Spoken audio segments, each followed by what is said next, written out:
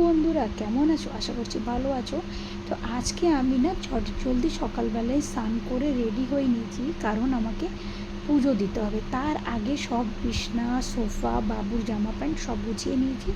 তারপরে স্নান করে চটপট আমি পুজোটা দিয়ে নিলাম, কারণ হচ্ছে যে আজকে তোমাদের দাদাভাই সময় পায়নি পুজোটা দেওয়ার। নাহলে তোমাদের দাদাভাই পুজোটা দিয়ে যায়, তাতে আমার সুবিধা হয়। কারণ তারপরে বাবুকে খাওয়ানো, রান্না বাড়ি, কাপড় কাচা অনেক কিছু থাকে বলে পুজোটা আমার দেরি হয়ে যায়। তাই তোমাদের দাদাভাইকেই বলি যে তুমি সকাল সকাল পুজোটা দিয়ে গেলে আমার কাজ করতে ইজি হবে।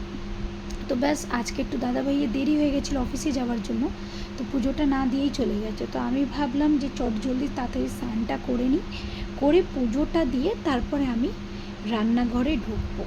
তো তোমাদেরও জানিও যে তোমাদেরও কি এরম হয় মাঝে মাঝে, যে একটু টাইম টেবিল থেকে এদিক ওদিক হলেই সব গন্ডগোল হয়ে যায়।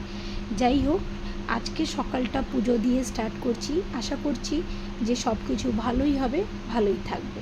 তো চলো স্টার্ট করা যাক রান্নাঘরের পর্ব। তো আজকে রান্নাঘরের পর্বতে থাকবে আমার ডিমের ঝোল, কষা ঝাল ঝাল ডিমের ঝোল। তার জন্য ডিম সেদ্ধ করে নিয়েছি।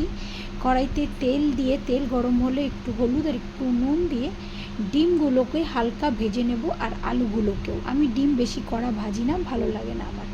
তারপরে গোটা গরম মশলা, মানে গোটা গরম মশলাগুলো দিয়ে দিলাম। তারপরে দিয়ে দিলাম পেস্ট, ওই যেরকম পেঁয়াজ, রসুন, আদা, টমেটো পেস্ট থাকে, দিয়ে ভালো করে কষিয়ে কাঁচা গন্ধটা বার করে দিয়ে তারপরে মশলা দিয়ে দিলাম। নুন, হলুদ, লঙ্কার গুঁড়ো, মশলা দিয়ে দিলাম, দিয়ে আলু দিয়ে বেশ ভালো করে কষিয়ে নিলাম। তারপরে দিয়ে দিলাম ডিমগুলো। তো তোমাদের কেমন লাগলো অবশ্যই জানিও। দেখা হচ্ছে পরের ভিডিওতে। টাটা।